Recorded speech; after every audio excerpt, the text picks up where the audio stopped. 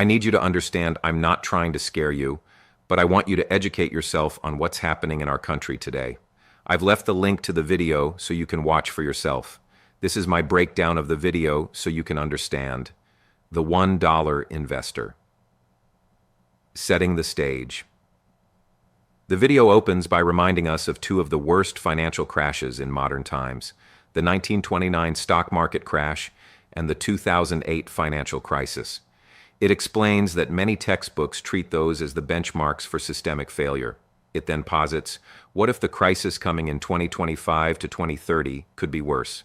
The narrator points out that the world economy today is far more interconnected, leverage is higher, asset bubbles larger, and the safe places to hide, like bonds, may no longer be safe. The scene thus frames the central thesis. We aren't just looking at a repeat of past crashes.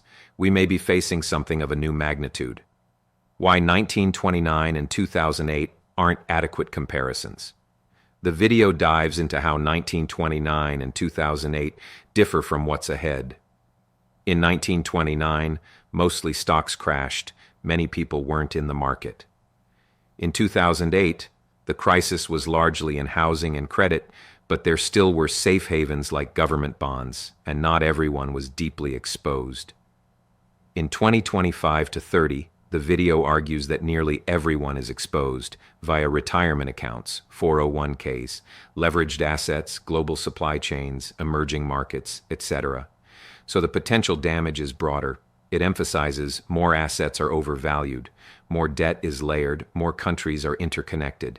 Hence, the template of 1929 or 2008 may understate what could happen. The key risk factors.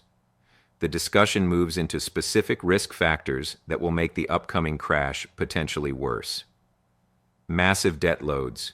Both public and private levels of debt are at historic highs. Borrowing costs are rising. Asset bubbles. In stocks, real estate, perhaps in private markets, valuations are stretched. The bond market may not provide refuge. Traditionally, when stocks fall, you move into bonds, but the video suggests bonds may be weak this time. Rising yields, inflation pressure. Global interconnection and contagion. Unlike earlier eras, a shock in one major region ripples quickly worldwide. Policy constraints. Central banks have less room to maneuver. Conventional tools may be exhausted or less effective. Combined, these make the upcoming potential crash not just another recession, but a systemic event.